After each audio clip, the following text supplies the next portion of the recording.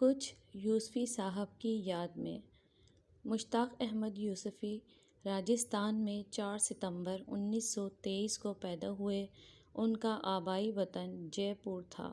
ان کے والد صاحب عبدالکریم خان یوسفی ایک اسکول میں استاد، جے پور لیجسلیٹو اسمبلی کے ڈپٹی سیکرٹری اور ٹونک میں پولیٹیکل سیکرٹری رہ چکے تھے۔ ددیال سے یوسف زئی پٹھان جبکہ ننہال سے راجپوت تھے۔ یوسفی صاحب کی والدہ مسعود جہاں کا تعلق اجمیر شریف کے علاقے بیاور سے تھا۔ یوسفی صاحب کے نانا احمد بخش راٹھور پولیس انسپکٹر تھے۔ یوسفی صاحب کی مادری زبان مارواڑی تھی۔ انہیں خط کی مشق ان کے نانا نے کروائی۔ علی گڑھ یونیورسٹی سے فلسفے میں اول پوزیشن میں ایم اے کیا۔ فلسفے میں ان کے اساتذہ ڈاکٹر سید ظفر الحسن اور ڈاکٹر محمد محمود احمد تھے۔ ڈاکٹر احمد کراچی آنے کے بعد جامعہ کراچی کے شعبۂ فلسفہ کے صدر نشین بھی رہے۔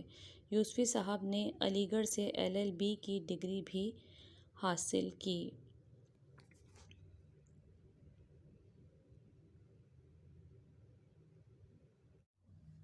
1946 میں Indian auditor and accounts service of India کا امتحان پاس کیا۔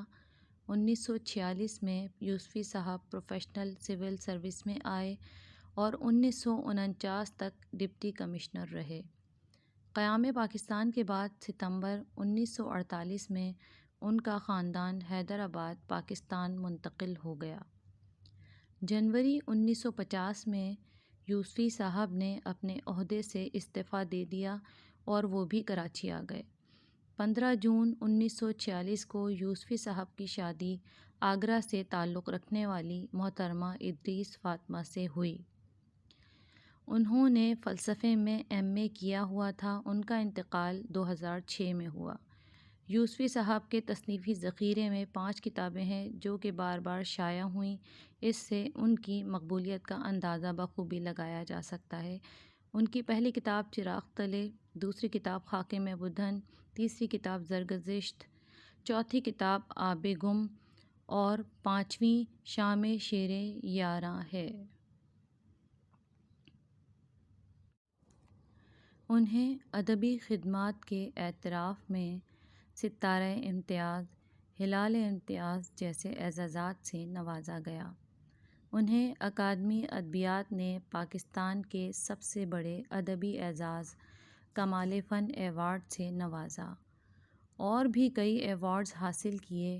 مشتاق احمد یوسفی صاحب کو 1971 میں چراغ تلے پر، 1976 میں خاک میں بدھن اور زرگزشت پر آدم جی ایوارڈ سے نوازا گیا۔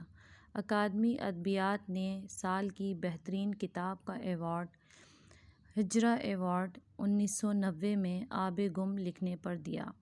یوسفی صاحب اپنے ادب پاروں کو اتنی برجستگی، شگفتگی اور دلکشی سے بیان کرتے تھے کہ سامعین و قارئین پر سحر طاری کر دیتے۔